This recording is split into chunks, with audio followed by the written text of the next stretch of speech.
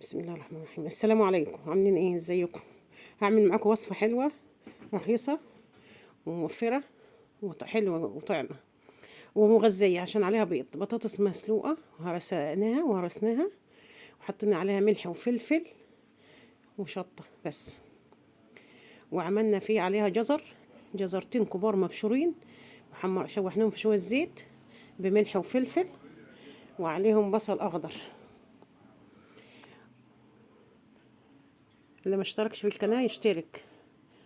أنا صباح ودي قناتي، اعملوا لايك وشير.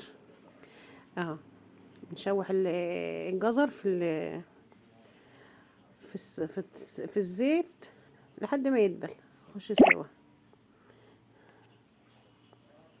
ونقطع عليه بصله خضراء وبنحطها عليه، بس من غير ما نشوح البصله، ما نشوحش البصله، نحطها زي ما هي كده، وملح وفلفل بس فقط.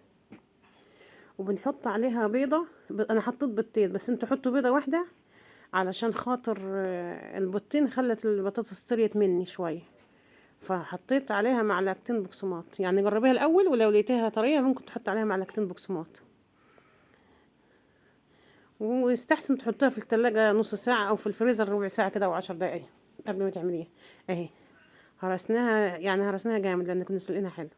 ضفنا عليها الجزر، وهنضيف عليها البيض، ضفنا عليها البصل الاخضر،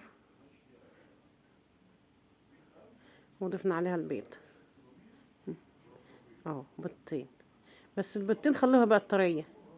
ممكن تحط بيضة واحدة وممكن ما تحتاجيش بقسماط، لان انا لما عملتها لقيتها طرية فضفت لها معلقتين بقسماط. والزيت قليل، ما يغطيش البطاطس عشان ما تتفككش منك.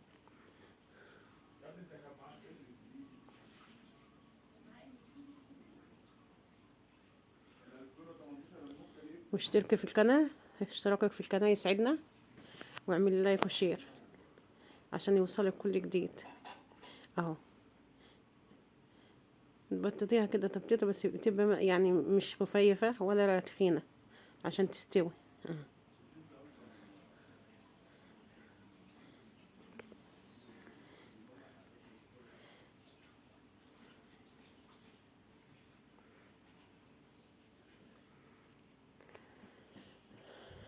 وصفة حلوة وجميلة، بطاطس وعليها بيض وعليها بصل اخضر وجزر.